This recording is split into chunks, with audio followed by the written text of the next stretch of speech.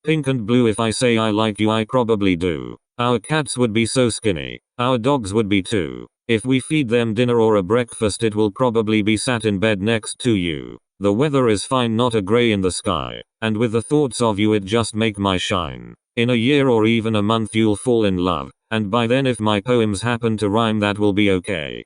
50-50 they will. 50-50 sometimes. Roses are red and violets are blue. But I like my poem better. People are black, white, orange, yellow, pink and blue. I think I like you and you now know it too. This poem, though brilliant, would be nothing without you. So thank you again for being there with this fool. The poems will continue all through your life. If you don't like, that will be just fine. Cos. People are black, white, orange, yellow, pink and blue. If I say I like you, I probably do. Lane J. Perkins.